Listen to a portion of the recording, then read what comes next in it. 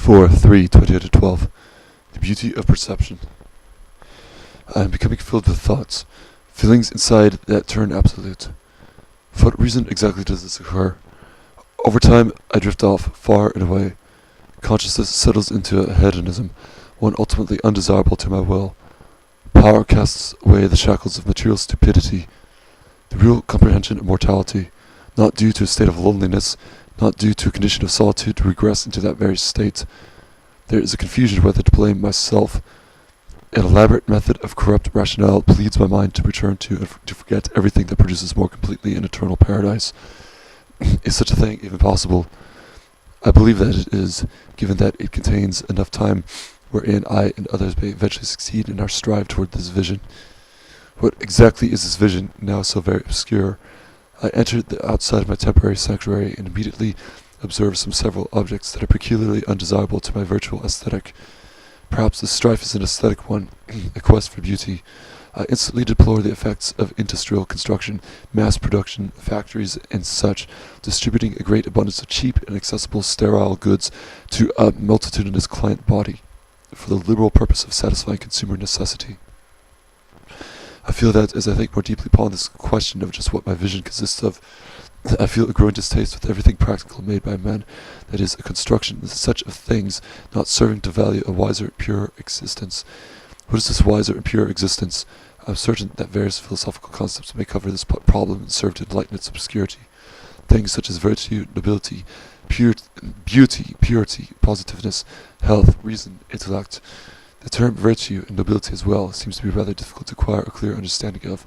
Perhaps I intend to suggest these terms as relative and connective to those various other concepts that I just enlisted.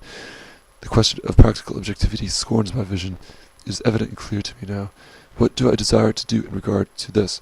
It seems that in order to clear my vision from factorial ugliness and abundant human waste, either two means of attaining this reconstruction aspires of me, one that of which includes a material physical force destruction of these objects that serve no true purpose, so that a sequence of time commences wherein the environment naturally renews itself and grows accordingly into a renewed harmony with nature. This seems rather unrealistic to me. The second means of securing this vision requires simply an external acceptance or toleration of the corrupt condition, an unfortunate withdrawal into an inner obscurity and spirituality thus conceives. If this is ultimately even possible, as every object or idea of the imagination precedes for the method of material intuition, I think that the secondary means to visionary triumph serves as a final excuse or reason, if nothing in the threshold of matter can truly be done in order to fix the aesthetic problem. What I desire in the quality of my everyday perception is magnanimity of spirit. Of course, this is difficult to conceive literally without resorting to spiritual images that do not truly visualize anything, but rather to paint a likely impressionistic portrait, a vague rendering of the object of thought that is apprehended. There exist paintings and artwork that lend various positive examples of this desire. However, they require a procedure of realization, if ever the vision is to be founded in reality. When I enter myself into the outdoors, some things that I notice that I desire to be shunned or erased from my memory include electric power lines, gasoline-powered automobiles, litter and trash on the street, swearing of the tongue, and general viceful demeanors. This latter example now reveals to me that my vision transcends further than merely the external strife for practical material objects to being destroyed, or at least being well hidden. There seems to be a strife for subjective conduct to be ordered and principled appropriately as well. It all seems to be a hopeless case for such a victory ever to be achieved. It seems to me that these problems, even among the many others not here enlisted, that of which I wish to clarify and absolve, seem to create an image of me or of my soul as a very artistic one. Beautiful would be a correct word as well, as logically so many desires of mine to fix things ultimately realigns the construction of the West with ideas or concepts of beauty. Beauty I define as an object serving to transcend from practical maintenance and ordinance in a communion and sacred compact with something higher. That would be, of course, the intellect. The intellect I define as the object that represents the many various symbols of the head of an organism, particularly the system and phenomenology of the human brain, wherein the brain summarizes the union of itself with the will. That is, the brain represents its relation between itself and the various sensations and perceptions of the ability to understand, from the effect to its cause, and of the faculty to reason, to imagine and remember and such. All these attributes that define for the subject a sense of intelligence, intellect, command, and superiority over his passions, which these things, the passions, represent generally errors and mistakes. hollowness, woundedness, and neglect of knowledge. They thus remain cryptic and serve to the intellect as a perpetual slave driver, one that the spirit of the mind resolves to transcend from, due to the passion's aptitude to disharmony and self-destruction, which is undesirable especially to our own subjects. This applies to other subjects too. To be sure, however, there remains a state of consciousness in the West that affirms these kinds of self-destructive and ultimately foolish things, simply for the purpose of their naive exploration and infantile discovery into the inner realms of subjective spirits, one that the will of the West has not touched upon in its kind seemingly since the conception of its very own societal and governmental contract. The intellect liberates the will from the misery and suffering of everyday existence. It is this very endeavor that my vision relates to, in my strife to hush or absolve the repulsiveness of the postmodern condition, to dissipate the power lines in automobiles, to curb the violence of the barbarian tongue, his characteristic actions even, the ones that serve to eliminate his character, the original concept and understanding of the barbarian. Such efforts, if proceeded through all the way, without any defeating obstruction or hindrance from a force of opposition, the will of the state that I enter into is thus liberated from the misery and suffering that occupied the environment from earlier before. All in all, my quest is one of idealism. This idealism I inevitably come to equate myself with, to prefer it and to love it, to adore it, to defend it from the bitter chaos of the multitude, as the mass of human subjects naturally do not possess these very refined, delicate, and subtle qualities that make up the character and disposition of the artist. There rises a desire for the knowledge of history in the present man's predecessors, as hints and clues are available to the artist that this postmodern condition is certainly not the greatest of times that the artist is willing to suffer his existence through. He simply desires to experience the greatness, the magnanimity that existed during early epochs in time. He wills to reconstruct the order and law of his sociable hierarchy. He senses eternally the very possible fact that either he learns his experience once and for all, that is, he is born into his existence from nothing and departs from his existence into nothing, or that his existence is an eternal one, that is, with every waking moment his consciousness is alive and being, well, dreaming. Thus, although there is now not such a pressuring motive to conquest, he can still foresee and imagine his future in another form of human organism, wherein his suffering, if not being defeated, remains existing and possible within a worse condition than before. The two possible perspectives are deliberated upon with no certainty of resolution. However, through the means of logic and rationality does the perspective of eternal regeneration come into better light than that of the perspective of one life and one life alone. A research into Schopenhauer's fourth book of The World as Will and Representation affords a rather convincing theory in regard to this question. That is, insofar as the will remains willing, which it seemingly always does, because during a period of rest from willing whatsoever does time, space, and causality eliminate entirely, and seemingly an instant's worth of time is achieved, pulling the will back into the reality of its existence, so that even both motion and matter is eternal. The number zero cannot be realized, neither in subject nor object. This is the Kantian thing in itself. However, Schopenhauer's Platonic ideas, as he recalls of them, possible to apprehend, it is more wisely understood by Kant as unknowable to the subject in spirit, thus nullifying and negating the possibility of knowledge of something within. All and everything is empty of substance or essence. However, with the primary subjects being able to feel or sense his own body, to feel pain and pleasure, it becomes possible that it is this subjective sensation that actualizes the conception of pure thing in itself essence. Thus the number zero has better credibility, but if one subject, such as a man, can feel himself, as I myself undoubtedly can, then why not another subject? It becomes increasingly clear that in order for two separate, independent entities to mutually understand the possibility of their both feeling themselves, that multiple, though not infinite, realms or thresholds of matter must exist, wherein one threshold contains my spirit, the first person's perspective, with the first person access to bodily pleasure and pain, and closed by my flesh, and that another threshold contains another spirit in first-person perspective, and so on. But this theory is not credible until it can be objectively demonstrated. As for now, and likely forever, it can only remain in the form of an hypothesis. So long as the subject's will remains willing, does he now comprehend better the actuality of his will being immortal, forever renewing itself into realms of matter, be it demonic, human, divine, and such. It does not remain credible anymore that rather Buddhistic and Schopenhauerian theory that the will can ultimately negate itself entirely, forever or perpetually. The subject is here to stay, though he may of course appear reorganized into the life of an angel. However, no life is eternal, and regardless of matter becomes destroyed, but I mention again, it becomes renewed into a new form that complements well the nature of the subject's spirit when upon his death and anatomic annihilation. so that, in essence, the subject that feels a sense of eternal return to human form within the approximate location and time epoch of this particular society, that of the 21st century Western civilization, that his will desires magnanimous or beautiful things around his vision, whether it be indoors or out. He knows that he can decide upon the option to withdraw into a condition of obscurity and shadows, resting his mind for the outer impressions. However, if the strategy were to be totally enforced and ordained by others, then the systematic machine would truly run out of control, continuously building and growing, manifesting uglier and more repulsive things, clogging the breathing room of the subject and suffocating him of his air, so that ultimately he recognizes that his method is futile to continue, and thus he must commence a participation in his true vision to conquest. Otherwise, the consequences of his world totally annihilate his paradise and suffer him eternally. It would truly be hell on earth. But now he recognizes that he must inevitably take action in his principles, if ever a state of beauty and purity were ever to again become achieved. He remains skeptical of his ability to succeed. Thus he eventually expresses disillusionment and futility, as nothing in the world can save us from such inferno. He maintains his evaluation in his world, his principles and such retain. However, while doing so, he continues to work and labor for the monstrosity that is his society. As the West stands now in the postmodern state, there are of course so many things wrong and despicable with this condition, as has been enumerated and described from above in some detail. The universal voice, the one that he and various other subjects can feel the most influence from, to speak of it in the most purely postmodern Western terms, serves to confuse the mind from its prevailing struggle, especially to deaden it or to soften the nerves of the subject, to pacify him and make men compromise to settle down and live an easier existence. Meanwhile, ugliness and revulsion continue to occur.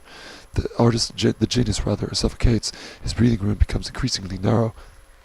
The voice of the universe conflicts with the voice of reality, of truth, rather. It is obvious and evident that action must in some way be done, but it seems that only material destruction occurs. Thus, the state calls upon the suspect. He is reprimanded and punished, with life denied or death affirmed. There is not much more that one subject can have done. It is to be remembered that the struggle is rather a solitary struggle, with few individuals to be sure in participation of it. However, the masses do not idealize or envision these lofty, perplexing things, such as beauty, purity, intellect, and originality. The subject is in essence alone in a struggle, insofar as the struggle represents such extreme measures of reorganization, reconstruction, reorder of his state and societal condition. Thus, due to the likelihood that as the masses continue to slumber or blindly follow their master, the very state in their swarms, as there can only be individuals involved in this perspective, perhaps if only a hero could arrive to take command, dominate, and control the state himself. This has happened before, however improbable as it seems likely to happen again, it still can occur, that a vast and mighty transformation and reconstruction of practical life, material, policies, virtue, hierarchies could occur. But this is now fantastic thinking. The deeper, true conclusion is to become obtained. This conclusion I draw is in reference to Wagner's Twilight of the Gods, wherein the corruption of power, the holy state, one that in the master-slave dialectic commences its subject to produce material goods for the master, only to terminate the contract with love and death. Of course, this dialectic does not go on forever, even if such a thing ends with the slave overcoming his master through the means of terror, in relation to the hatred of God and power, rather than in relation to hatred of puniness, hell, and repulsion. I, in essence, and other forms like me, of course, if this is credible, strive to overcome the slave. However, he is the one in command of the state. Practicality and mundane objects dominate. If overcome, I, in essence, become the true God, or rather king, emperor, imperator, etc. I thus commence the reorganization in such of those practical materials that serve no purpose to genuine or artistic existence. Ludwig, too, and his immediate patronage of Wagner's Gesamtkunstwerk, existence becomes clear, richer, purer, cleaner, lovelier, wiser, nobler, more divine, more heavenly, thus paradise-like. In essence, the artist strives to absolve the earth of its struggles for freedom, liberation, and such. It does so when unobstructed by a force of opposition in creating, forming, and achieving these qualities. The power is, of course, in my hands now. I stated earlier that even power in noble hands corrupts, as Wotan's spear does in Wagner's ring. Thus, it seems that Given the natural condition of a multitude of men to misunderstand and desire the destruction of holy objects, there is a cycle, a wheel that is perpetually turning, the wheel of power, wherein societal government is held in command ultimately by a master idealist or by a slave realist, determining and shaping the form and course of the land's policies and perspectives abundantly and relentlessly. Either one or the other is ultimately preferred. I personally prefer master idealism, as this perspective inevitably raises the beauty and purity of the earth toward higher, loftier levels. The slave realism merely serves to lead man into an ordinary, mundane, simple, and foolish life. It is the archetype of the flock of sheep, wherein the shepherd represents God, the master of their state, the code of ethics that insists in toleration and acceptance of stupidity, laziness, repulsion, basically any of the cardinal sins that the very church ordains against. To summarize the conclusion, the ring of the Nibelungs, the symbol of divine power, ultimately serves to destroy the very state, regardless if the land is holy and ideal or feral and practical. A fall and collapse of order occurs over time. A return to a state of nature, however brief or prolonged, happens. It is then here, in this newfound wilderness, that over time nature begins to appear so very beautiful. However, a divine law or contract is simply in need of in order to secure the protection from and relinquish the injustice of thieves, murderers, savages, and such. If only when this law becomes proclaimed will the state serve to glorify the noble purpose in harmony with nature and humanity, with the purity of intellect and with the beauty of perception. April 3, 2012.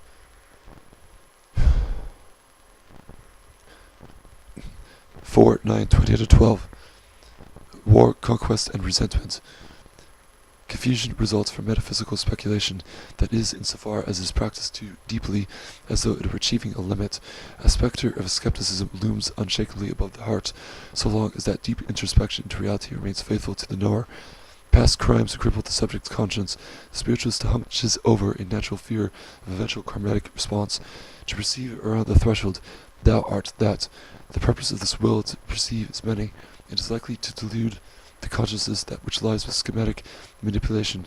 The will of the subject's world is ultimately feral, chaotic, irrational, war, heat and fire driven, hateful and disastrous.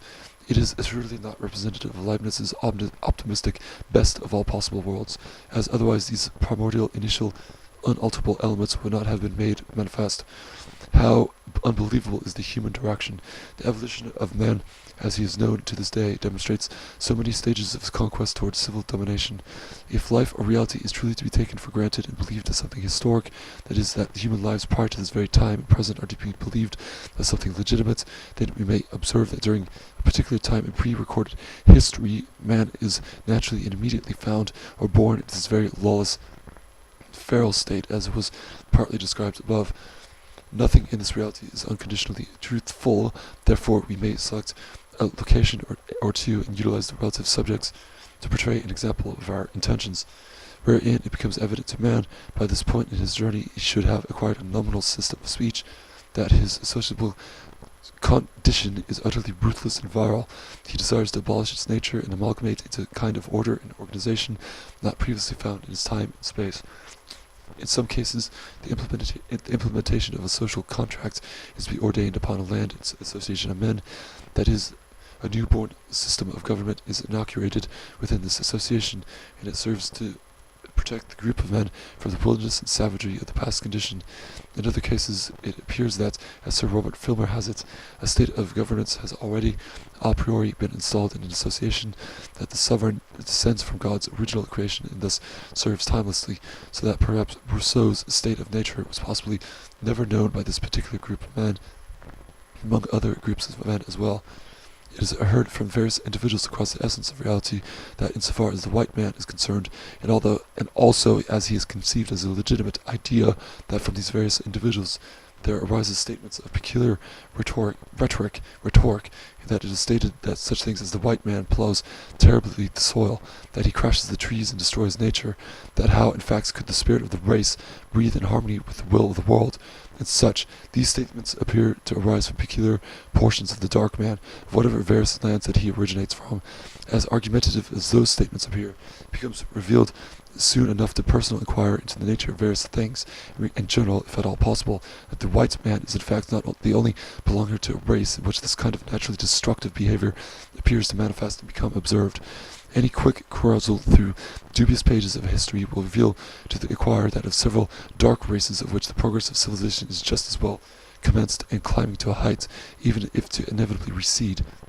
A few sudden examples serve to dissipate the illusion more clearly. Civilizations such as ancient Egypt, India especially, China, and Japan, the Mesopotamian eras of which there are civilizations observable containing a majority of at least darker formed men. The illusion becomes even quicker destroyed when these resentful persons, as noted above, are wanting to state that civilizations in the continent of Africa, such as the Ethiopian condition, as well as more southern areas in the continent, had achieved existence and had been inaugurated, similar just to the description and behavior that of which the white man, the Mongoloids, the Middle Easterners, Egyptians and Indians and such in general display, that of which there is at present a large quantity of associative men proceeding to develop each of their civil states to material control. The Aztec men is as well likely included in these examples of world civilizations that of which built large structures for the sake of cultivating men in progressing their enlightenment. It is true that the soil of the earth becomes harvested in more or less greater abundance by these various civilizations than for what appears of the Amerindian or sub-Saharan Negro generally. However, it is here in these civilized states, prior to the unfortunate and undesirable events that occurred in the West following the Industrial Revolution, of which any sensible, civilized, and reflective individual would be swift to deny its penultimate value, as the condition of the post-industrial era is evidently repulsive and unaesthetic in some, as it is breathing noxious gases and suffocating fumes into the air. Any common man of the postmodern era can think by himself shortly and personally come to a similar conclusion of this mass industry's undesirability. It is true that the natural man, throughout even times prior to the Industrial Revolution, would point out to others the kind of rampage and destruction the white man would introduce upon the nature of the world. However, this was never the case directed at and intended toward ancient Egypt or ancient India during the times of its life.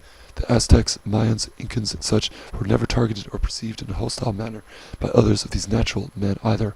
It must be noted, in addition of the varied cooperation and harmony, that even the tourist and visiting sub-Saharan Negro, or more or less dark-colored man, would exhibit relation toward, during antiquity, the ancient Greek and ancient Roman, as there were slaves institutionalized at this time, of course.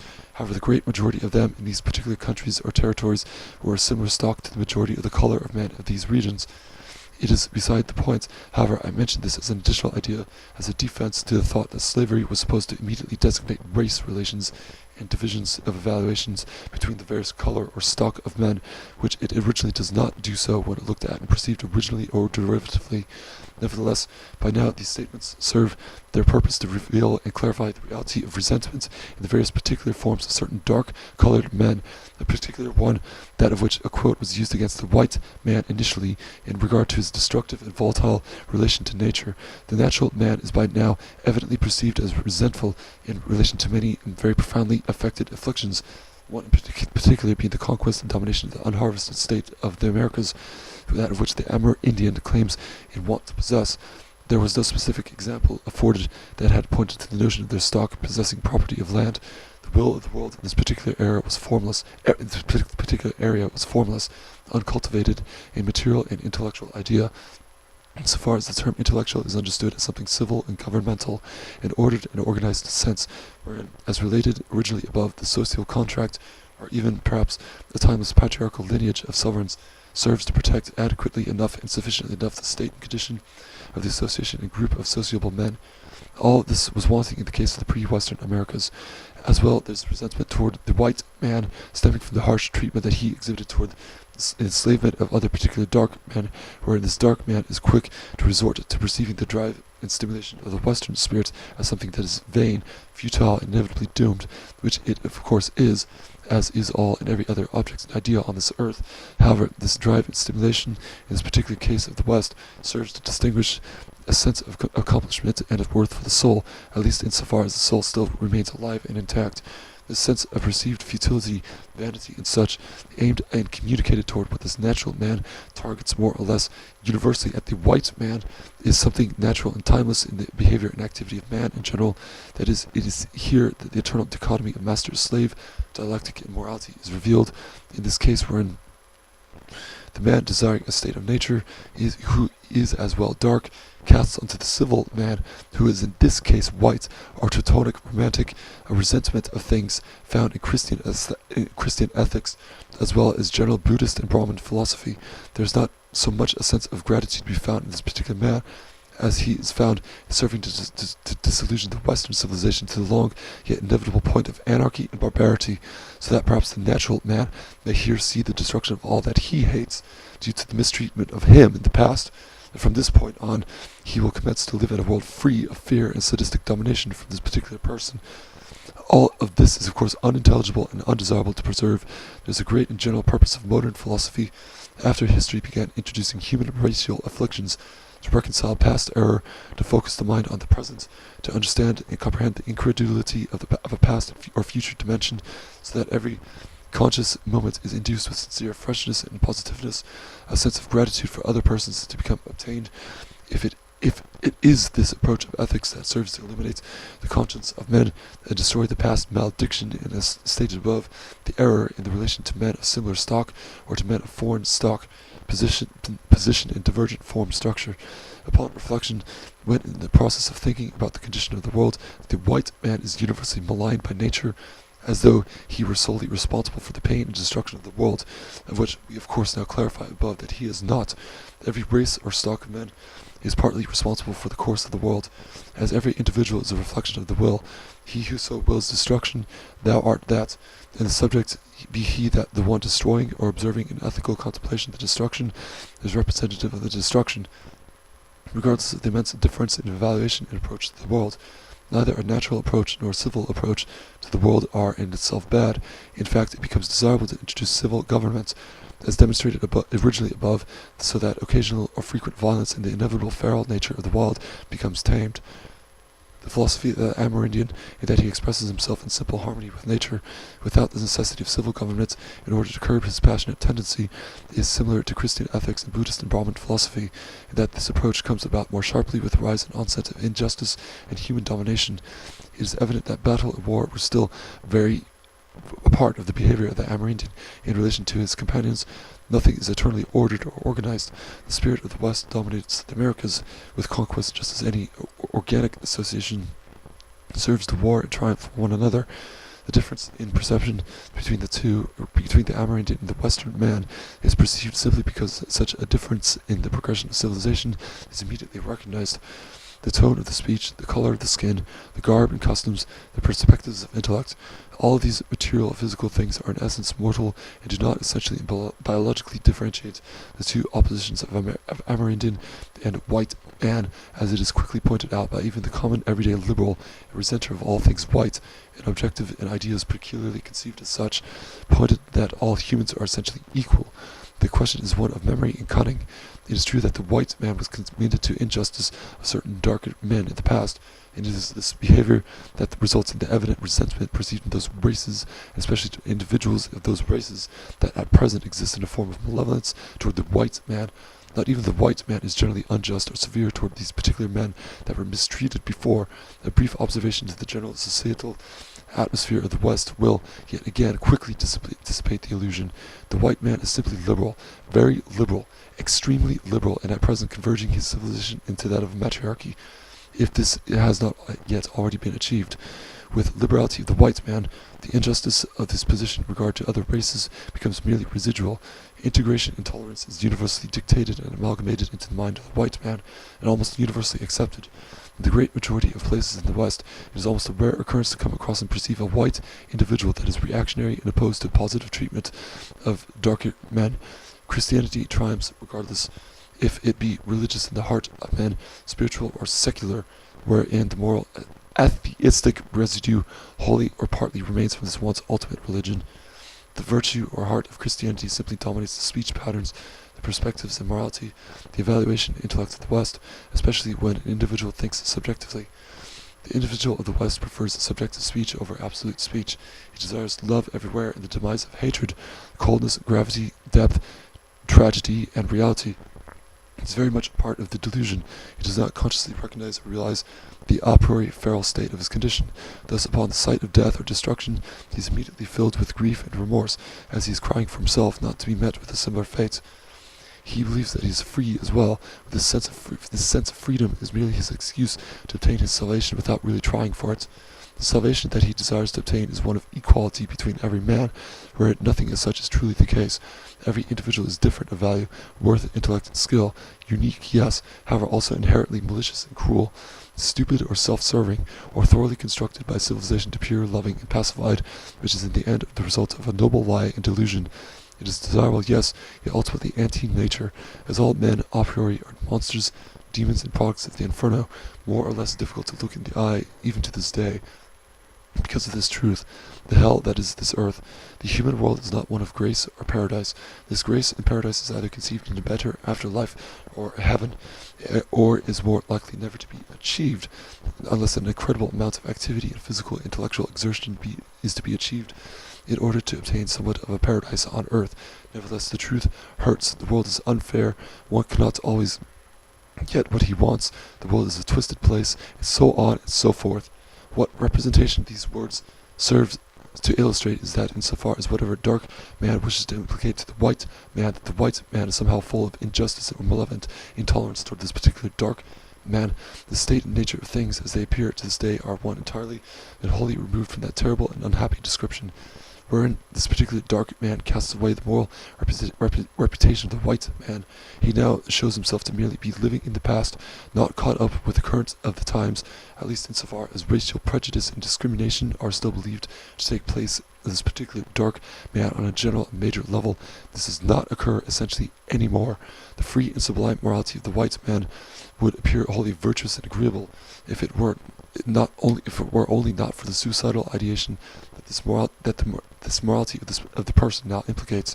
His morality during antique times, Grecia and Roma, and especially the North, was in philosophical and cultivated intellectual levels commendable and respectable. Insofar as the civilizations are intended, the North we may consider merely as a whole community. However, there was a sense of gratitude and love for life, as similar to Nietzsche's absolute affirmation, including especially the individual himself, not disregarding himself and his human association as something deserving of self-annihilation or destruction of form. Perhaps in the post-modern era, this rampant feeling of white self-annihilation and destruction of his form is occurring as a combined result of many things. However, the most prominent conception being that of self-remorse and self-guilt for everything malicious or malevolent that was done so through the past. Of course, these activities that were done are wholly removed from subjective considerations, natural and necessary for the essential preservation of an association's progression. He merely feels merciful and apologetic to the others, to the point that he inserts the knife into his heart and ends his affliction. Perhaps this proceed from a supernatural dimension is desirable or necessary to occur, as well as an example of karma. In any event, the message that I seek to clarify in these statements is only to justify the progress of the Western civilization, without denying that a condition of malevolent evil and such is going to occur. It is simply a natural aspect of human existence, as demonstrated from above. Also, I intend not as an end in itself, but as a means to work out from and to correct the malady of the times, to demonstrate the relative delusion, falsity, and error that is to be comprehended and understood when a natural man's voice enters into the imagination of a white man's mind, and insists that the white man alone, though the natural man never implies this, as though there were other races similar to the white man, is somehow wholly responsible for the world's suffering and destruction, when the vast majority of white men themselves, when contemplating objectively and subjectively the nature of the Industrial Revolution and its effects on the terrible globalization and destruction of men in general, conclude it as such negatively. That the natural man feigns to believe this is so, without apprehending the actuality of the civilized and formidable existence of China, India, Egypt, Japan, Sumer, if it were mainly dark, which it seems to me that it generally was, or at least similar to the main stock that is found today in Iraq and Iran and such, Polynesia, Ethiopia, Zimbabwe, Aztlan, Maya, Inca, and so on and so forth. But it must be understood that these civilizations were in fact just as majorly destructive of the trees and the soil in order for agricultural and civil success to prosper sufficiently enough for the association, that these civilizations additionally were prominently mainly dark in general. It becomes apparent soon enough that after these considerations are conceived in the conscious mind, that the darker man, particularly the Amerindian and the Sub-Saharan Negro, the one or two portions of the human race that were at some point in the human race that were at some point in time in want of a civil government and administration, the ones that were treated by the white man with injustice, yet not with injustice from other civil, dark societies, such as Egypt or India, so that it is here that they do not complain with resentment of these civilizations, that he herein conceives to argue against the West in particular, that of which, especially wherein his voice is during the times prior to the Industrial Revolution, when the West was still very much similar in construction of its streets and such in general to that of perhaps Egypt and India. There then it finally appears in this chain of reasoning the question of the white man's progress as understood from the Amerindian or Sub-Saharan's evaluation. That is, it is not one of mass destruction of nature and hostile relationship with the trees and soil. If only the Industrial Revolution had not come about and proceeded through its course and direction as to what can be seen of it to this day, that the state of the West can be seen in much happier terms. However, the revolution was inevitable, unfortunately, just as is everything necessary. However, the revolution was initially experimental and eventually fell out of control from whatever individual's hands, wherein very few persons were any longer in possession of command or power to control it. It was not something totally and completely desirable by white men. Hardly at all, it is true, as I tried to explain above, wherein this revolution is in fact something that becomes hated and detested of its consequences almost immediately when one is subjected to rational and pure practice of meditative reflection upon it. In essence, what comes about from this globalization, Western world government, ultimately communism, that is feminine communism. This kind of communism is not achieved completely just yet, but is slowly but surely gaining victory. Rather, the question of the white man's progress is to remain affirmed, at least insofar as it is fairly understood, as something that is very similar in regard to all the other massively productive civilizations throughout time and history, the ones that are listed above as additionally prominently dark. That's on a lesser note, to again clarify, the West is justifiable as the conquerors of the Americas for understanding the idea of what kind of land can be taken over, principally and ethically or not. That's with the theory of property being defined by various intelligible philosophers as something that cultivates an object, one that earns it through trials of desire and labor, that of which the Amerindians did not do so of the American land. This particular man becomes distinguished as nomadic and truly free from law, order, and civil governance. The American land simply has not been inaugurated at the point in time. The necessity for the West's territorial expansion, in order to better serve the need of the men's association, serves to additionally justify this conquest. Also, on a lesser note, the sub-Saharan African becoming enslaved by the Western white man at this point in time is indeed malicious. However, the resentment that resulted from this spirit of the particular man is at one time agreeable, yet at another disagreeable, and that this method of resentment blends together the hatred of the white man, yet likewise results in behavior that speaks of futile desire and vanity of this white man's progression in civil life. This is by no means a desirable element, as with enough influence from this truly poisonous perspective, the white man turns in on himself and thus proceeds to implement decadence, decomposition, and ultimately death in his spiritual soul, which is evidently happening in the West as of now. Only the resenters will applaud the action for coming into being. However, he stands alone. Many billions of other human forms and entities wish of it otherwise. Now, on a greater note, the principle of inherent evil and self-mastery runs rampant in the veins and course of the human world. However, with the construction and production of a great civil society, such as that of the West, or China, India, and Egypt, the intellectual procession and progression toward the soul's salvation becomes better achievable through these means. In fact, the expense of natural destruction serves to better resolve the spiritual necessity of the subject for his salvation, which ultimately exists as something for which he finds an everlasting, or at least extended peace with himself, either in the beyond, or an afterlife, or a heaven, or more likely and more reasonably from here on this earth.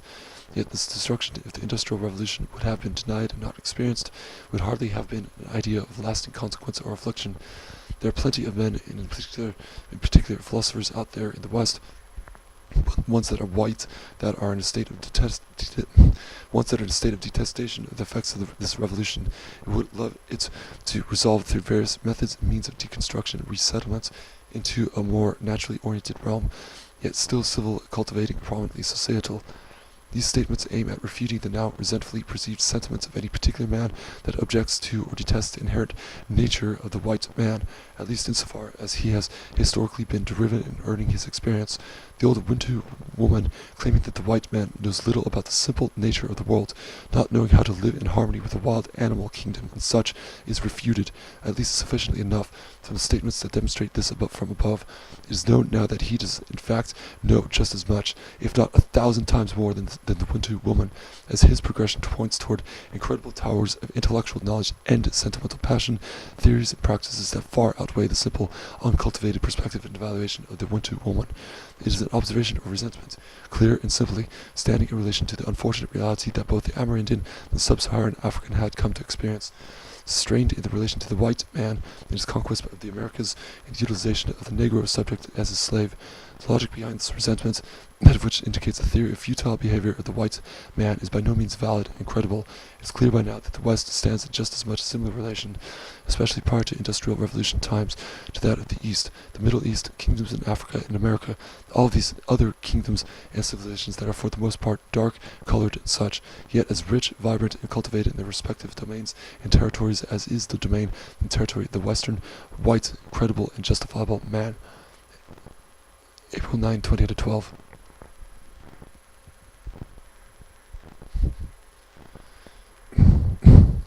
Four 28-20-12.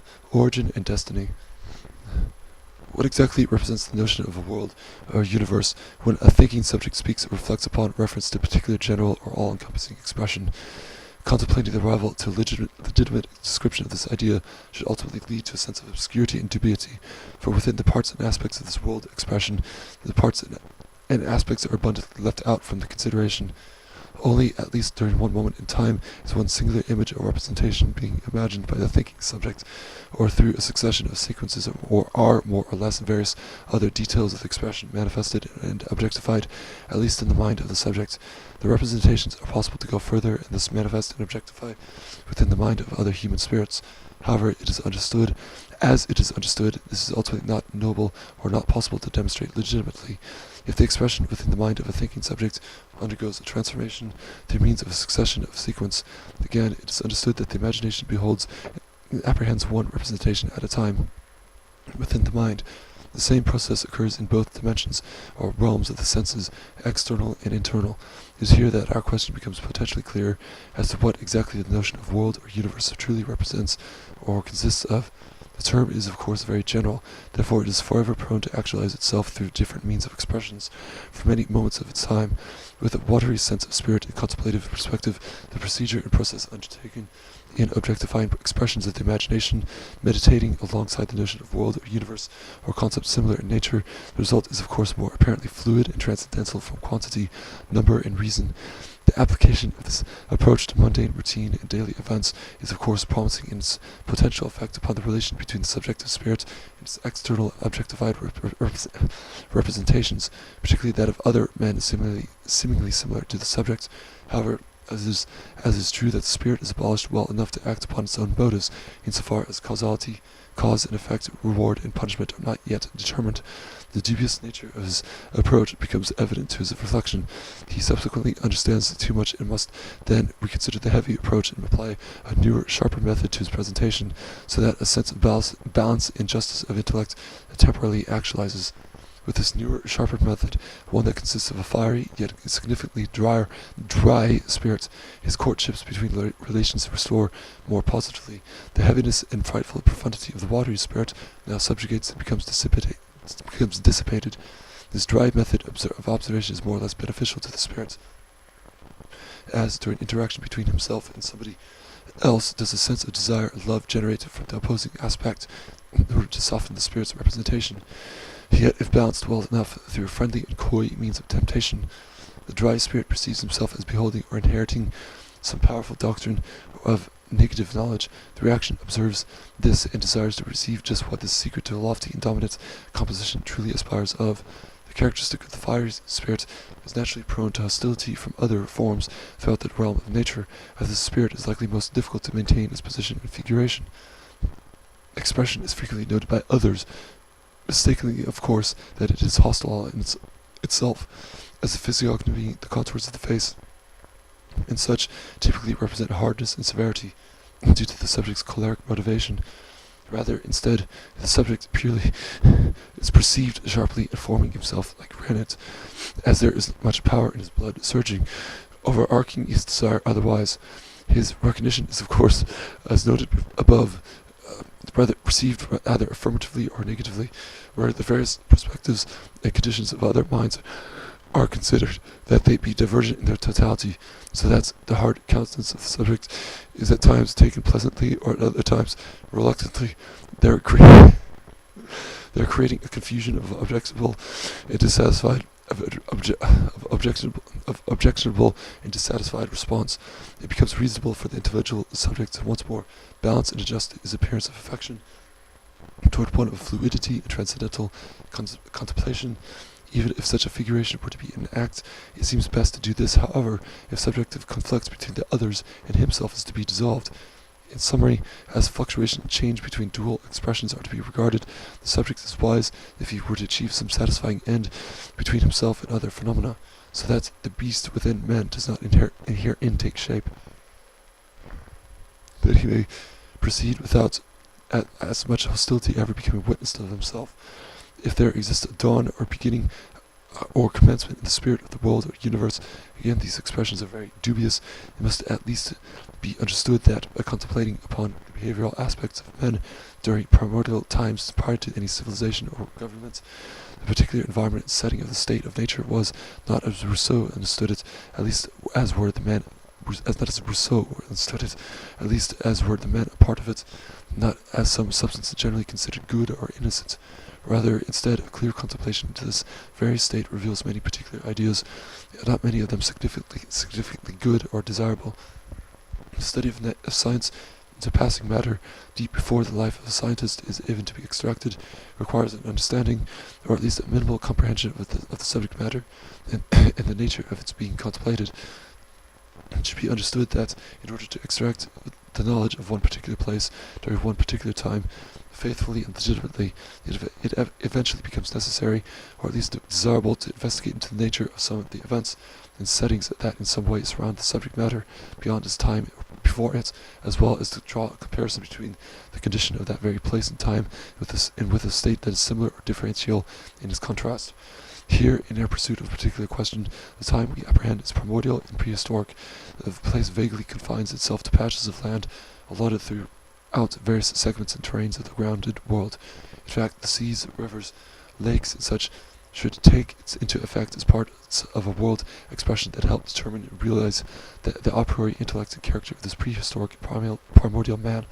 Now, we must travel in our minds very far back, if possible, to at least some position in time here within this world wherein men are found without an organized structure of civility. Actually, it is curious to note that upon a clear observation of the state and condition of associations of men throughout time, here particularly preceding history and a consecration of a state, there may seem to exist sovereigns in some shape or form throughout these various patches of land, ones that house man and his various kinds of associations. But it is nonsense to suppose that this condition is always to be the case, that it always has been, at least concerning as far back as the dawn of time. It is foolish to suppose, give it a more practical, real study and observation to the origin or past creation of matter, that man himself has not collectively and at once originated from an absolute beginning. Instead, we must come to accept that man does not originate from an Adam or an Eve, that these sorts of characters ultimately source from the work of the imagination in order to organize more efficiently the chaos of the tempestuous and malevolent world, that instead man's appearance was gradual, not absolute. This follows only insofar as we concern his story and the world as something objective and not ultimately sourcing from one mind. We concern ourselves with objectivity at times, as within the knowledge of our intellect there is at present an eternal crux and mystery as to whether the reality of the world is either something wholly objective or something instead subjective. A verified truth to either part or side is wholly unknowable, at least while the subject remains conscious of his time. Two totally different perspectives and world outlooks ultimately result if one or the other side is taken into consideration and actualized. It seems that with a sense of subjective understanding, a progression toward what ultimately resembles a complete perspective of solipsism usually results, insofar as the perspective is clearly recognized. with the sense of the objective, a perception of independence from other matter results. A sort of real sensation occurs, as though the world is not revolving around the subject. The question of a tree falling in the woods that makes a sound is resolved in the affirmative. Again, ethically considered, whether either of these two perspectives should not be affirmed concretely, as though one were to represent an absolute truth. It is only a matter of faith that an individual rests his will within. He should never argue with conviction that his objective or subjective side of the spectrum is wholly in the right, as only in the end of his life, if his metempsychosis ever ends, which I personally think that it does not, does he perhaps become united with God, wherein at this position in time may the question and consideration finally become revealed of its truth. But this is beside the point, as communication with the dead is merely superstitious.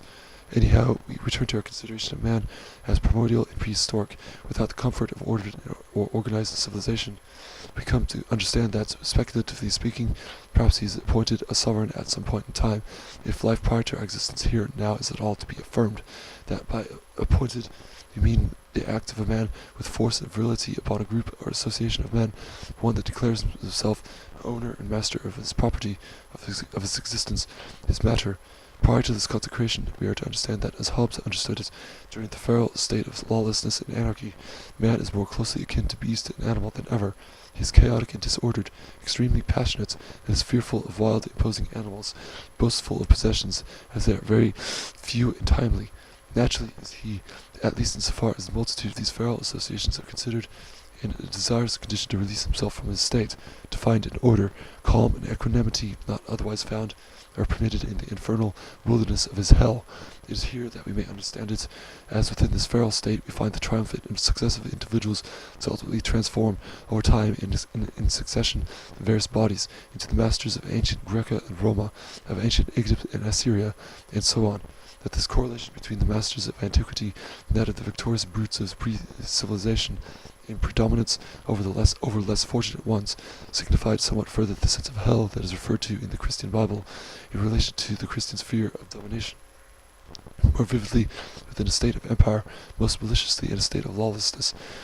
Objectively speaking, we understand that a peculiar theory of evolution has made advancement and gained credulity during more or less the past 2 centuries over time, although Anaximander knew of this already interestingly, so that we know with a kind of facticity that men are not immediately objectified at once from a transcendental dimension, but rather not being eternal, come about as a kind of progression from prior organic forms, so that if a subjectivity is possible within the mind of the human spirit, then with prior organic connections between man and animal, does subjectivity find credibility and legitimacy within the minds of animal spirits. The notion that every part or object of matter represents one absolute being remains affirmed, including beasts, bird, insect, fish, plant, and so on, as it is shown that organic sea life found means over time to diverge in its breeding by chance, or to eventually create animal life in succession, and so on. I question the notion that there is in fact any such thing as dead matter to begin with, such as mineral or water and such, as very deeply considered, exhibiting the knowledge that every organism comes about from prior breeding or from prior seedling. It becomes understood that water, the ocean itself, prior to any population of fish or beast, had somehow created, with enough will and desire, the first molecular organism, so that taking into consideration this long chain of organisms that we have demonstrated from above, that these organisms contain a subjectivity and consciousness within themselves, just as does the example of man. Here we now find that in some way water contains some sort of consciousness and subjectivity within itself, for we understand that fish and so on had originated from the will and desire of this ocean.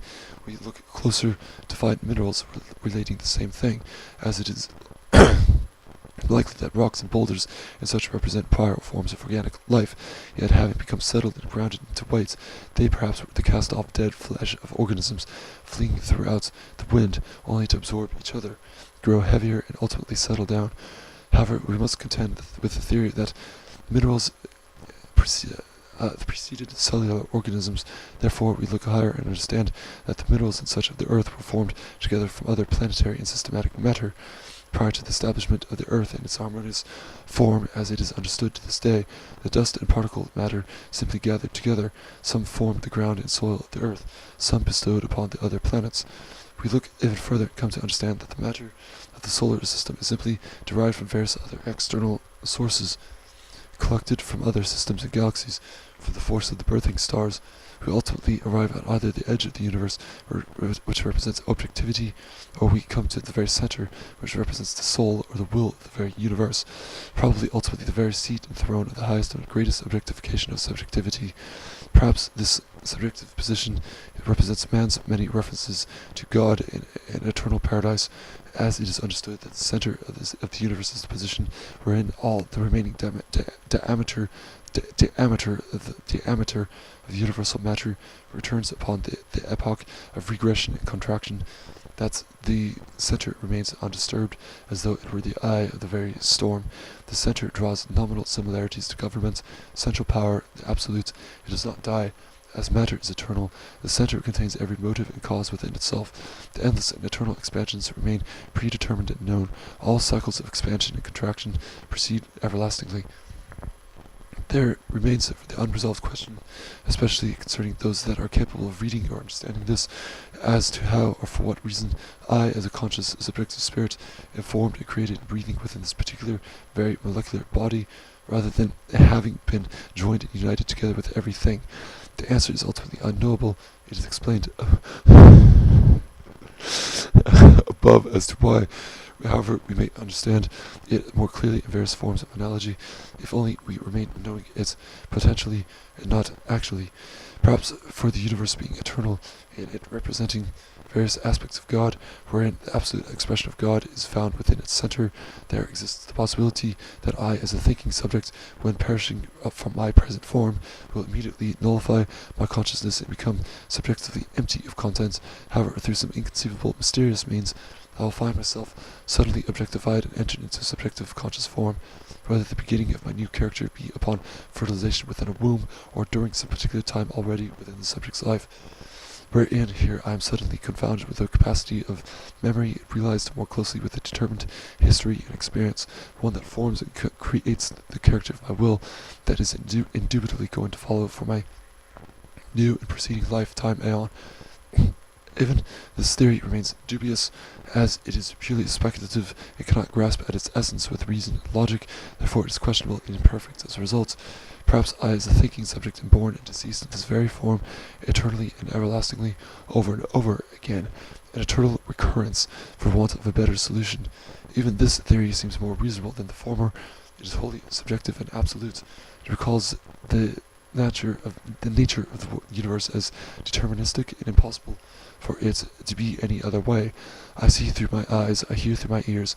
This I could very well be the God that every person is referring to, secretly or mysteriously by name. I understand my will, too, as an acting force, objectify creations around my form. The situation is similar, or very well equated with the brain in a vat scenario, for all objects of my reflection source back to my will. Therefore, if I cease willing, the objects cease their appearance as well. Nothing is alive outside of my very own bodily form. Again, this is speculation, as either perspective is so difficult to prove. Additionally, I understand my will to represent things through means of symbolism, that every part of my will that I reflect upon and contemplate, I come to consider the reason as to why, in fact, this part of my will has come into appearance. There is always a reason for this. Every color, every shape, every sound, every utterance, every appearance in general means something to me. It is strange, for I did not recognize the actuality of this situation until only around August of 2006, or rather during my 19th year. I recognized the possibility that everything in general did not contain such enduring symbolic meaning to me prior to this time of August of 2006, so that perhaps somehow I had awakened my subjective spirit, aligned it soundly with the will of my character, and now can thus communicate, or at least determine the reason or meaning behind everything that makes its appearance to me. This means that possibly the universe or the world did not listen to or take any care or to accompany my existence up until that time of August of 2006. But the situation becomes even more confusing when I come to consider various elements and symbols drawn from my memory, from my history prior to August of 2006. that I come to conclude that these prior symbols and meaningful events were still rational and with a purpose. Therefore, I must conclude that somehow, in some way, I have from the beginning been willed and have been willing as an object of purpose from my birth and thus consequently to my death. Everything around me means something in direct correlation to my will. Anyway, as we return to our earlier observations made on the restless and primeval state of nature, its severe treatment of men, we must now draw the conclusion that if we objectively consider ourselves worthy, man has proceeded from prior organic forms, ultimately sourcing from God as the first and primal cause, that with God is being the timeless, unaltered center of the universe, the eye of the storm, he expands and contracts the universe timelessly and everlastingly, as he does so for a purpose of pleasure, satisfaction, release from stagnation, and such. Fire is of course thrown forth in diametrical exponentiation. As above, we refer to the moral worthiness and superiority of a fiery and thus dry spirit of a watery or moist one. The fire is soon met with law and represented by the appearance of stars. The stars expand, birthing their own systems, planets, and such. All the while, we must remember the total consciousness of this whole expansion.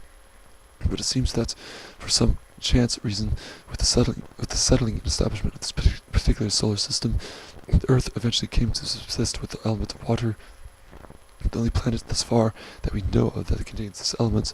Thus, the reason must be due to the subjective state and nature that the Earth wills throughout time.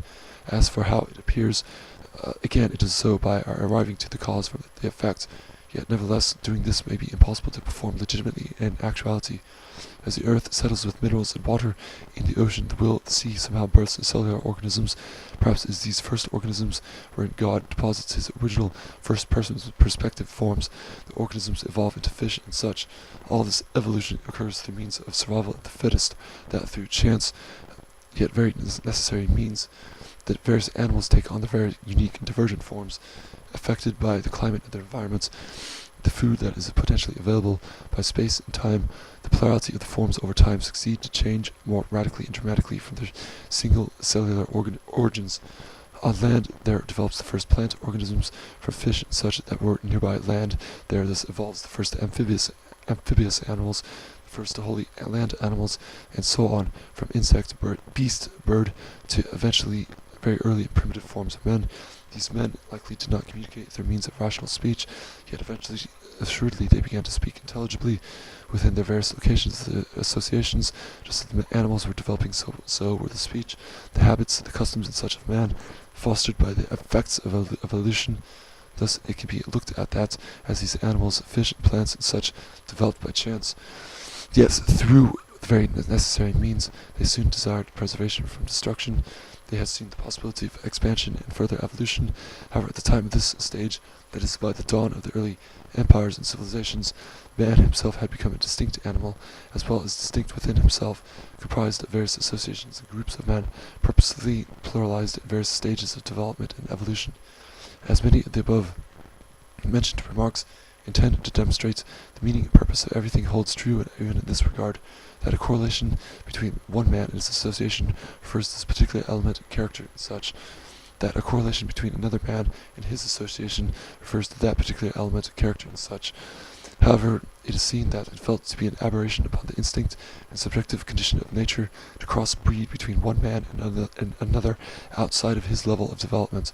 It is futile to try to uphold this virtue, for there exist so many men and associations, the scope and observation becomes too difficult to sort so carefully. In any event, we hold it understood that man is in an infernal, restless state prior to any consecration of government.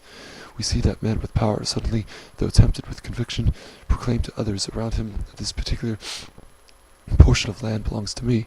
Thus the first autocrat is created within that portion of property. How the ensuing progress of his property evolves, we find that others gather their influence from him together and do the same with other portions of land, decreeing this particular land their property. We see, of course, that the men obtain wives and children. other men belong to them, to work under them. Perhaps it is soon in the progression that agriculture is born, that one man's plot of land does not serve him so abundantly or luxuriously. He seeks to trade with another to earn more grain, as an example, or additional laborers and such. The possibility of negation develops. If so, then without the needed supplies, and wherein a primitive sort of diplomacy fails, war inevitably results. This requires warriors for projection, for projection and offense, for protection and defense. Lives become disposed for the cause of the states. Victory is achieved by one side, defeat by another. Annexation and conquest ensues by force or submission. Eventually, the states expand beyond their horizons. Perhaps it is here that a more general sense of safety is achieved, especially by those deep within the country's walls. A culture develops for a time or is more or less allotted to those within. Of course, this dialectic occurs better for some states more completely, others less so. Some states remain darkened and primitive. As war severs and destroys some nations, given the new extensiveness of the empires, the number of lives disposed, morality develops more strongly. We find this correlation with actual history more completely with the French and American revolutions, and simply with all war succeeding after this in history, particularly the Second World War. The desire to sever the heads of those in power amalgamates. Deep within the subconscious inferior, there exists the undying, resentful hatred of those one or two men that immediately and originally set him about himself to proclaim a portion of land his property, that the deconstruction of these empires insists upon the return to a state of nature, prior to that hideously proclaimed state and nature of human property. Of course, this is a very difficult scenario to contend with, as men's desire for order and law from the feral, chaotic, and terrible wilderness predominates his a priori nature, regardless of his place in time. Yet with the continuation and progression of empires and nations is there the advancing increase of human devastation and annihilation, particularly being seen most evidently during the Cold War, with the threat of nuclear missiles. As one man sides with the civil state, another with nature, so a spiral cage develops, very likely to inevitably generate war within the body politic itself. Coupled this with the dubious state and nature of man in general, that neither part or aspect of his real nature can be truly resolved with conviction, that life and matter are eternal, endless, without rest, that all life and progression here on this earth is inevitable to becoming destroyed from eventual universal contraction, that the center of the universe, God, at least in his mightiest form, remains in blissful ignorance and naivety of this terror. At least he chooses not to intervene, as he knows that all is vain and doomed to futile annihilation. Is it any wonder the reason for man to love himself, to pity himself upon scenes of death and chaos, that he is reminded of the inevitably sorrowful and tragic destiny of his path, that tragedy strikes the root of man's core most severely, that he seeks vain and helpless comfort in the arms of his enemy? There is certainly not any hope for the survival of man into an infinite succession of generations. Therefore, if reason may dictate anything positive to the imagination, then it would command the action of man from mortal terror to turn toward loving himself, at least to try and to attempt a sense of care and sympathy, knowing all the while that his days are numbered, that the inferno is ultimately inevitably to return. But it is advised to command this moral action subtly, as the extremity or vehemence of compassion can only serve to destroy the tranquil and peaceful bliss that emanates solely from the Creator, at least insofar as the action represents an act or deed of God. It seems that it would be for the best to conduct this compassion between the nations, in order to secure order and law from savagery and murder, yet also to preserve a sense of peace and solemn contemplation from the terrible destiny that is inevitably going to occur to man. Perhaps he is developed solely by chance or sudden accident during this particular sequence of a universal expansion, so that there exists a possibility that he is never to return in any coming future generations. April 28 to 28/12. For 29/20/12, acceptance of objectivity. Objectivity, as it appears before our perception through the means of a sensation and subsequently memory, is ultimately willed as a representation of one absolute spirit. When we, of course, understand its parts no more and transcend our perception to greater and more complete formations of God, this conception of an absolute spirit may be considered most legitimately when reflected upon one singular position of space. The clear recognition of this becomes more authentic when objectivity of the will remains apparently stationary and at rest. However, as observation into physical science has come to show in the public mind, not anything is ever truly at rest. That what object of perception appears as stationary is in fact on a greater level moving through space. The planet Earth, the only expression of human subjectivity currently known, revolves around the sun almost ad infinitum. This perspective of eternal motion is, of course, an objective consideration, and leaves about another aspect of universal existence of necessity to be desired, the subjective method. But we know, directed from earlier articles, that neither objective nor subjective method is at all wholly satisfying in their attempted explanations of the will and nature of the world. And thus we are left once more in the darkness of confusion and perpetual incompleteness, for knowledge of right and wrong and such is wholly relative and temporal. However, faith may understandably be practiced by putting subjective trust into one or the other doctrines, judging best which doctrines serve the need or desire of the conscious spirit the most. For this case, personally considered at this point in time, I choose subjectivity as a satisfying and complementary doctrine to best serve my wishes, so that perhaps it is now that, in some form of involuntary delusion, guided by the will of the human spirit, the subjectivity of method takes upon spiritual meaning. In this case, it does so for now at least, while another instance in time may reveal objectivity of method as the right source of truth and authenticity. Of course, here it seems that knowledge and truth of perspectives rests solely in the will and natural character of the subject, not within the intellect, as the faculty of reason seems not to afford in its totally an essence of certain truth. With subjectivity as method now enduring application to philosophical observation, we turn our attention once more to the possibility of objectivity of will as perhaps a matter of total representation, that all and every part of the subject's perception is conjoined and at one position with the other.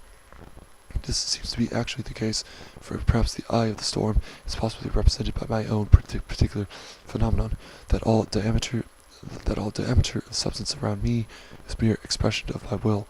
We may proceed farther with this theory and state that matter is already abolished in upholding no substance or facticity, that all objectivity of will around me is merely conjoined sensation impressing itself immediately upon my body, which my body is herein solely factual and solely knowable, as I can attest to the notion of sensitivity, of pain and pleasure upon my limbs. I feel with my hands and acquire sensation from its utilization, and so on, though it may be possible that other subjects of consciousness do not attest to this. We then come to consider that, if this epistemology were true, that all objectivity around my being is merely immediately conjoined with my being, that the sensation of fire, upon my observation of this with my person, is immediately felt and seen as such by my senses. However, in accordance with this current theory, the sensation of the fire will have to be no more than an objectification of my will, expressed by me through means of representation, and that this procedure is to be the case for every experience and observation within the course and nature of my intelligible character. All external sensation is just as together and conjoined with me as is all or any internal recollection or understanding. The senses of my subjectivity seem twofold, in that there exists my natural ability to see, hear, feel, smell, taste objects that are manifested in the material realm. Then there are couples with this my natural ability to sense with these same functions objects that are manifested in this case what may be referred to as the noumenal realm, the realm of imagination, of the understanding, of memory, the realm of thoughts, of the internal. Objectivity of the will appears in space and time, the subject all at once, and one proportion at a time, that is, with the succession of time. All objectivity of the will acquires the illusion of motion with the position of space. It acquires limitation and the illusion of liberty. As we mentioned just now, that motion and liberty is illusory. The natural consequence of this theory put into practice entails a notion of station and bondage for the subject. This notion fits well enough with our method of subjectivity. If the reality of the situation were to be perceived otherwise, that is, through an objective sense, then motion and liberty become abolished and independent of their chains, of their station and bondage. However, this particular epistemology somehow fails to demonstrate efficiently, or at least to supplicate adequately, the question and concern of the curious nature of will and representation, that upon the instance of expansive knowledge, beyond the current limitations of the subject's particular threshold, he returns to the method of subjectivity almost immediately. Beyond his resistance, it feels desirous to overcome his doubts, yet Until he does so, will the marked designation of ambiguity and concern forever taint his reflection. It is a difficult situation. However, to truly will a spirit of objectivity for prolonged duration of time is undoubtedly demanding. Thus there is a sense of astonishment when the subject finally frees himself from the chains of eternity and limitation, but this condition consists uncommonly, that thus it must be reserved for extraordinary occasions. Again, we must make reference to the eternal relativity between these two methods of subjectivity and objectivity. I personally come to sympathize with the former most frequently due to the natural chemistry of my character. When and if an individual of authentic and prolonged objectivity becomes perceived, I immediately begin to wonder as of his certainty and confidence. It is true that with the sharpness of intellect, the greater the probability of an authentic method of objectivity becomes experienced. It seems to be a triumph, normally momentarily, to achieve the state, a rise in ejection from the depths of the ocean, from subjective doubt and ambiguity. As we mentioned, that objectivity couples and relates with a sense of independence and abolition from station and boundary, and that this method of perception is now becoming more desirable and preferable to achieve due to its relative satisfaction and reward that it typically obtains for the subject. Perhaps we may come to idealize and evaluate this perceptive condition as integral and vital in its implication and activity, ranking it as such a conception beyond the value of subjectivity, and among its deliberations of stationary time and limited space. We recall once more that neither perspective or method purely dominates the other in truth and certainty of judgments, as neither part or side of the spectrum can wholly be confirmed of its legitimacy and validity. The subjective side is purely personal and denies the reality of matter and other potential souls. Thus nothing can be persuaded, as every intellect and character would be merely a phantom or automaton of the subject's brain. The objective side is totally impersonal, yet would have to deny personal force and will and representation in regard to and relation to a subject, as otherwise the affirmation of this would immediately lead back to a state of subjectivity. But both parts and sides of the epistemological spectrum contain their proportions of truth and legitimacy, at least insofar as they serve to nourish or satisfy the necessity of desire of the spiritual thinking subject. Man, wholly removed from personal consideration, is a representation close and similar to beast, just as a bird is similar in nature to a honey bee. With the gradual recognition of the objective method as a doctrine wholly more pragmatic and utilitarian in relation to natural and physical science, that subjectivity of perception merely does not supply its purpose sufficiently with a study and observation of objects that are wholly removed from the consideration and contemplation of the personal subject.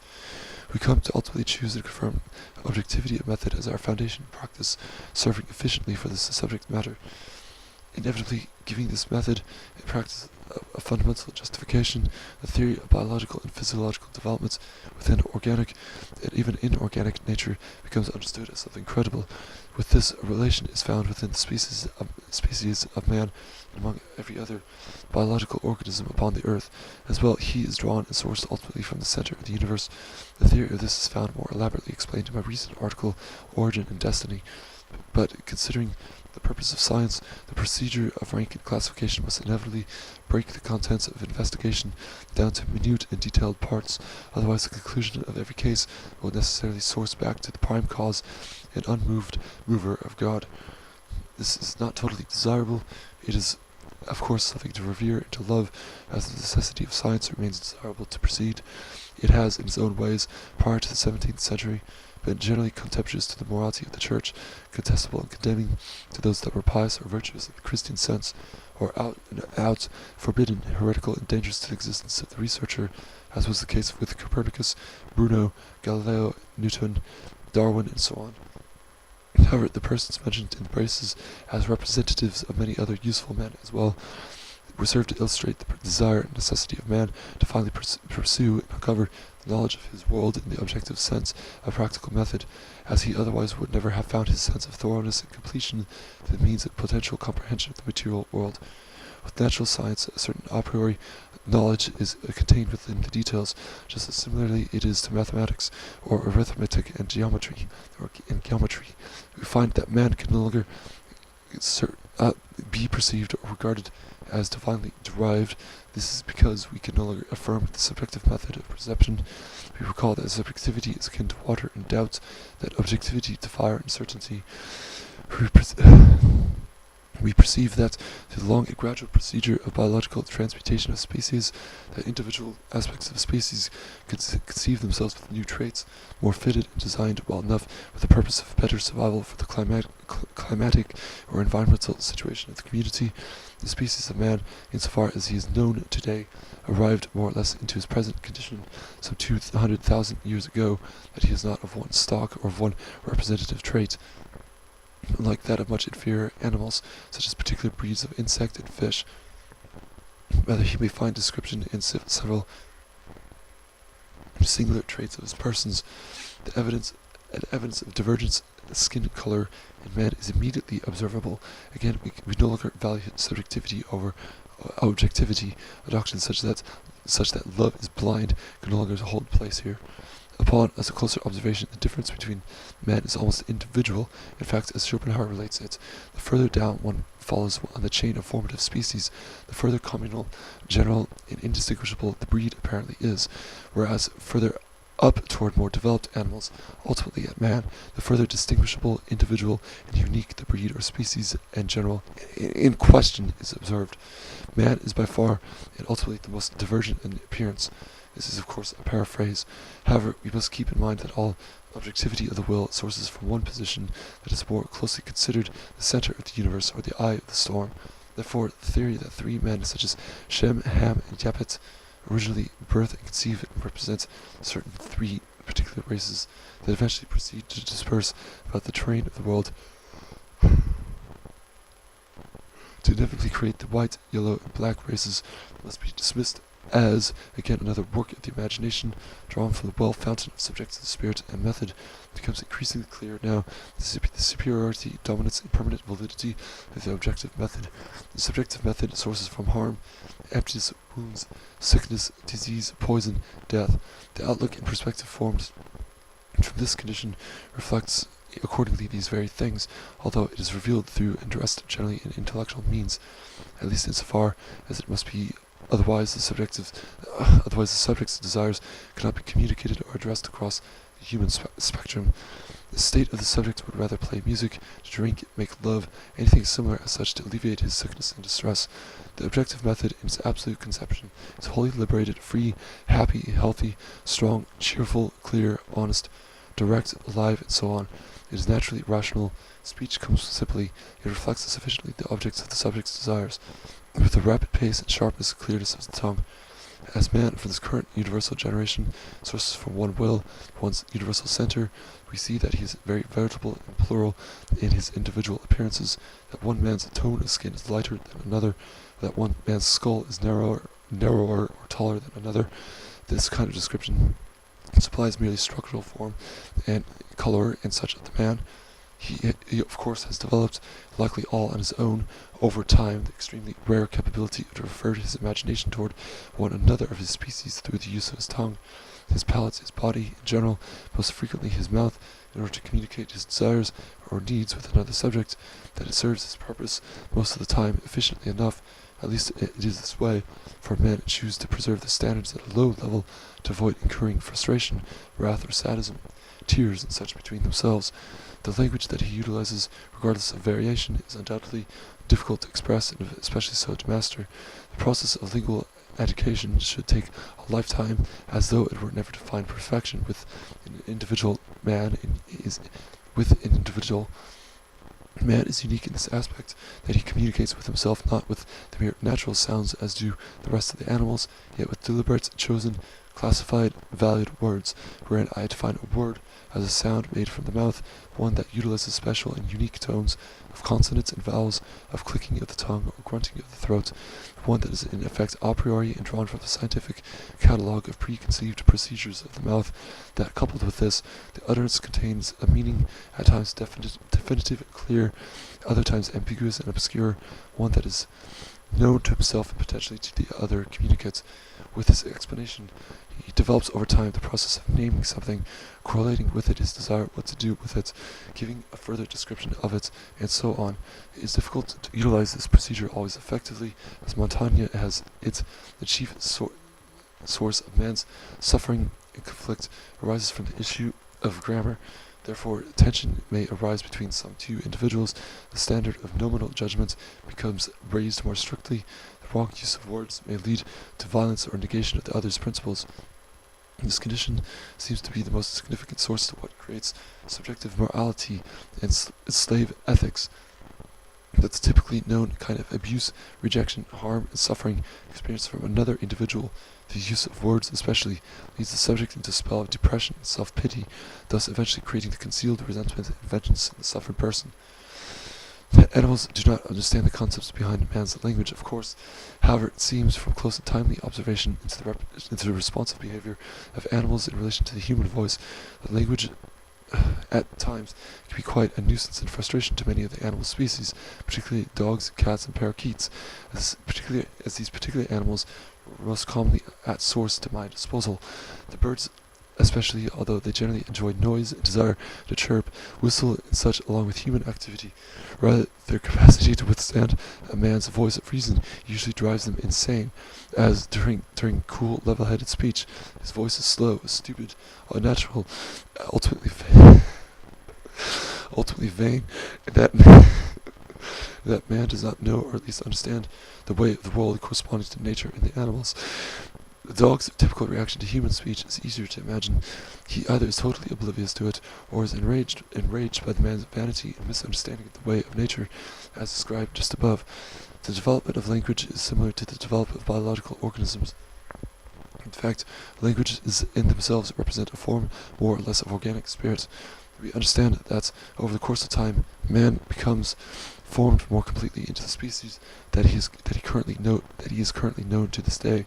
Along with this formation, the biological transmutation of his organism, and the natural selection of better elements, more well adapted to his situation, he becomes stronger. His fear and victimization toward wilder and fiercer animals naturally drives him to overcome his environmental suffering, and parts of him thus begin appearing throughout whatever proportions of land that he populates, that of which these parts of him consist of new, previously unknowable characteristics and traits. Perhaps he stands taller and is thinner because his land is such and such a way. He is fairer in complexion because the light is scarce and his land is densely forested, and so on. This process of biological development corresponds relatively to the nature of the world. Eventually, man is found upright and possessing thumbs, capable of uttering complicated and unique sounds. With his biological tools, he implements the construction of housing and such to shelter him from the weather. Fire is now created with better ease or for the first time. Weapons progress in efficiency. With his ability to utter complicated and unique sounds, a primitive sense of language at first develops, to where eventually man is found able to reason effectively with others, to find service with his demands, with his needs and desires.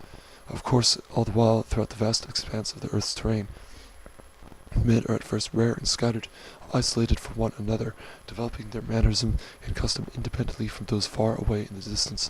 There is contingency and contiguity of men and their development throughout the space of the earth.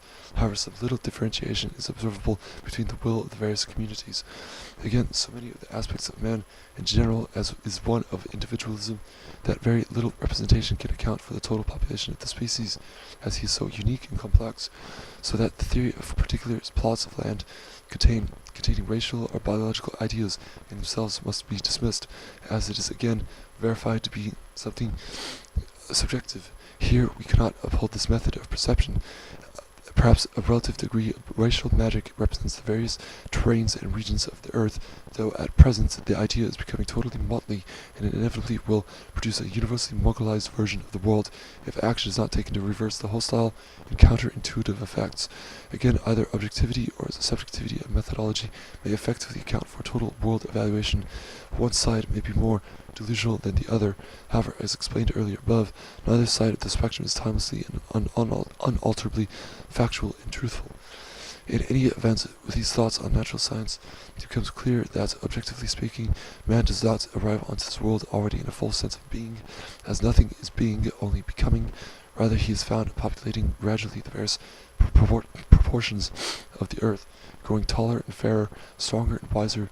His hands, along with the reason and intelligence that develops with the use of his tongue, assists him greatly in his rise and overcoming of himself out of the wild and feral state of nature, so that he no longer feels such a need to obey the power of a lion or a jaguar, or to cast his scorn and condemnation upon a snake.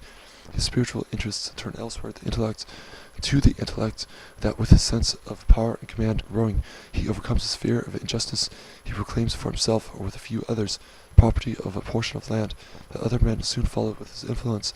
States of proprietorship arise, trade, diplomacy, and war occur, nourishment and relaxation in the relative peace and comfort of the now secure home of the state creates art and such. Religion and morality advance, with the worry and relief within and throughout the states. By this time in our particular history of the world, the epoch of the Kali Yuga has commenced. That is the time of the decline and fall of men and their empires, their world and their god, or gods as well.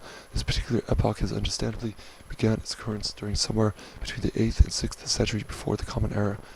Anyhow, the world and the universe is determined or fixed to destroy itself ultimately, and of an infinite number of times, as is the universe fixed and determined to expand and generate new objectivity of will of an infinite number of times as well. As the center of the universe is eternal and everlasting, stable and fixed, central, absolute, God, impossible to be affected or altered. It is the eye of the storm, calm and peaceful. It is being, conscious of none and all, beyond samsara and beyond experience, transcendent from matter, without regeneration, as it is the only portion of the universe that remains immortal. All objectivity of the universe is conscious, and it contains their own bodies of perception and sensation. Only the center, the eye, perceives all, while the remaining subjects of consciousness see only through their own eyes the wheel of the universe. I understand now that I am personally not the absolute representation of the will, that my subjectivity is merely delusional and mistaken, a simple experiment being conducted, such as viewing myself in a mirror alongside with another person in it, immediately dissipates the illusion that I am somehow absolutely different, distinct, or wholly representative of the rest of my world. The camera and cinematography unravel the same mystery of my similitude with all other objectification. Instead, I understand that if any name can be described to it, the God of this world is very much a part of the world, as Spinoza would have it. A doctrine of pantheism is undoubtedly reasonable to retain and uphold. Yet he is extremely far away from us, likely not to intervene, and possibly very negligible of his creation of our world, as with this current universal generation, our earth, alongside with the people, the animal life and such within it, is very likely to have been a freak accident, that the magnitude of this occurrence remains very residual and minimal to the power and recognition of the absolute center. It thus follows that a savior of humanity, one that is divine born, that this in particular is now understood to be an impossibility, or at least that it did not happen in the historical instance, is wholly subjective and transcendent, rather evasive of objective knowledge. We have been coming to understand more clearly the true, legitimate nature of the objective method, or at least as it is one thing most ideal and valuable to uphold, especially over subjectivity.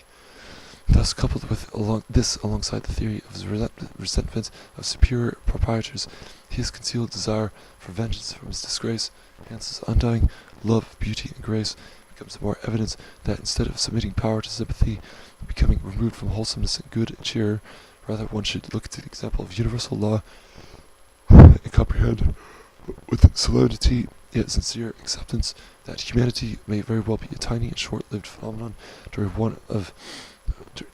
one or two universal generations, that with some universal generations the eyes of the subject will never be of humans or in animals, as sometimes during the universal expansions only solar, planetary life and such will consist, so that the sensation of will of the subject takes place in form the body of a star, a planet, or an asteroid, a shred of icy dust. The knowledge of eternity remains understood. There is no need for salvation, as either on earth everything is destined to perish, or in an afterlife one will find himself alive and well, orbiting a galaxy, a star, a planet to perish, yes, yet this occurrence is eternal and forever attached to the law and order of the divine universe. Thus one accepts it and finds relative peace and subjective satisfaction. One accepts condition one accepts conception and death as eternal, that all subjectivity forever moves without rest, that no matter upon the wheel of samsara purely experiences the divine insight of the absolute center.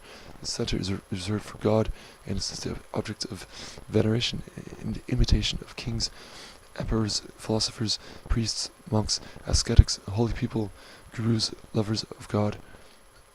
April 29, 2012.